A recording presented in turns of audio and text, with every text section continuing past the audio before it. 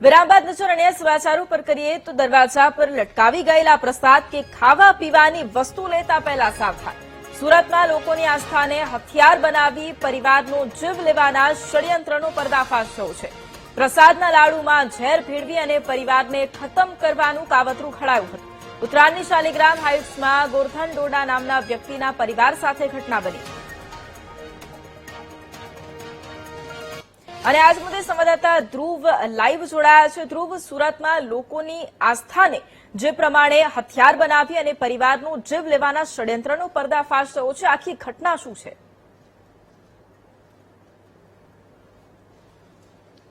બિલકુલ, સુરતના ઉત્તરાયણ વિસ્તારમાંથી જે આ એક આખો કિસ્સો સામે આવ્યો છે તે ખરેખર ખૂબ જ ચોંકાવનારો કિસ્સો કહી શકાય તે પ્રકારનો છે. આસ્થાના નામે પ્રસાદ ઘરની બહાર મૂકવામાં આવે છે અજાણ્યા વ્યક્તિ દ્વારા, અને તેના અગર આખું પરિવારને મોતને ઘાટ ઉતારવાનો એક પ્રયાસ છે જે સામે આવ્યો છે. જેમાં સુરતના ઉત્તરાયણ વિસ્તારમાં આવેલ આ જે ગોવર્ધન સ્ટેટસ એપાર્ટમેન્ટ છે તેના એફ બિલ્ડિંગમાં 11મા માળે રહેતા આ ગોવર્ધનભાઈ ડોંડા જે આખું પરિવાર રહે છે, તેમને આ રીતે આખો જે પરિવાર જે છે તેને પ્રસાદના નામે આ આખો લોકોને જે હત્યા કરવાનો એક પ્રયાસ જે છે તે સામે આવ્યો હોવાનું સામે આવ્યું છે. ઉત્તરાયણ પોલીસે તો આ સમગ્ર બાબતે તપાસ શરૂ કરી છે, અને હાલ આપણી સાથે એક ગોવર્ધનભાઈ જોડાયા છે કે જેમને દાખલ પણ કરવામાં આવ્યા હતા પ્રસાદ અને આરોગ્ય બાદ. તો ગોવર્ધનભાઈ આપણી સાથે જોડાયા છે. ગોવર્ધનભાઈ, તમારા ઘર સામે કઈ રીતનો પ્રસાદ મુકાયો હતો, શું શું પ્રસાદમાં હતું અને કઈ રીતે આખું અંદર ઝેર જોવા મળ્યું? એક જબલું હતું, એમાં 2 લડ્ડુ હતા. 2 लड्डू में से एक जो स्वीट वाला था और एक काली सादा लड्डू था. स्वीट वाला लड्डू था, इसमें जहर था. जहर था ये तो मुझे खाने के बाद पता चला. थोड़ा थोड़ा खाया, थोड़ा मैं थोड़ोक लाडવો ખાધો, થોડોક મારા દીકરાને હોવે ખાધો, અડધો લાડવો પીડ્યો હતો. પછી પોલીસની તપાસ બધી આવી એટલે પોલીસ વાળા ઘરે આવીને એટલે એ બધા સેમ્પલ લઈ ગયા પેક કરીને. એ સેમ્પલ લઈ ગયા એટલે એની બધી તપાસ કરી એટલે એને બધું ઊંડા ઉતર્યા એટલે એને ખ્યાલ આવ્યો કે સામે વાળા એ બધું કર્યું છે અને એ પકડાઈ ગયા છે અને સમાધાન ઉપર આવે છે. શા માટે કર્યું હોય એવું કઈ ખબર? એ ખબર નહીં. એમના જે અન્ય ઘરના જે પુત્ર વધુ છે તે પણ આપણી સાથે જોડાયા છે, તેમની સાથે વાત કરીશું. બેન, શું આ પ્રસાદ કઈ રીતનો અંદર જોવા મળતો, કઈ રીતની અંદર દવા જોવા મળી હતી અંદર ખાવામાં આવી? અંદર ગ્રીન કલરની હતી, ટીકડી જેવું હતું.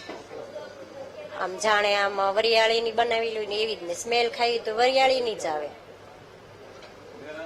પણ ખબર ન હોય આપણને કે આવી રીતના હશે એવું. જયારે આ તમે પ્રસાદ આરોગ્યો ત્યારે એવું લાગતું હતું કે આમાં કોઈ દવા નાખી હોય ને પછી વરિયાળીની સ્મેલ આવતી હતી એટલે પછી કેમ ખબર પડે? દવાની તો સ્મેલ આવે જ નહીં. જયારે પ્રસાદ આવ્યો તો તમે કોણે આરોગ્ય લીધો અને શું ખબર પ્રસાદ લેતા વખતે? મારા પપ્પા આવ્યા ને અમે જોયો નહોતો કેટલા છે લાડવા, એ ડાઇનિંગ ટેબલ ઉપર મૂક્યો ને એ તો ખાઈને વૈયા ગયા. અમે અમારું અહીં કામ કરતા હતા. પછી હું પાણી પીવા ઉભી થઈ તે મેં લાઈ હું થોડોક ખાવ, ત્યારે ખબર પડી કે આ 2 લાડવા હતા એમ. એક તો આખો જ હતો, આ જે લાડવો ખાધો ને એમાં જ હતો, ઓલામાં છે કે નહીં એ નહોતી ખબર. લાડવા ખાધા પછી કેવું અંદર થવા માંડ્યું હતું ઝેરને લઈને? અને આમ નશો ચડતો હોય ને એવું થવા માંડ્યું. આમ ભાનમાં પણ આમ પગ હાલે નહીં અને આમ નમી જાવ, બસ એવું જ થાય. ડોક્ટરે જયારે તપાસ કરવા ગયા તો શું કીધું ડોક્ટરે જયારે કીધું તમને? હું ભાનમાં જ નહોતી ત્યારે, એવું કઈ નથી ખબર, કેમ કે મને ઘેન જ ચડતું હતું, હું જ રહીશું. આખા પરિવારને આ રીતે ખતમ કરી દેવાનો પ્રયાસ કહી શકાય?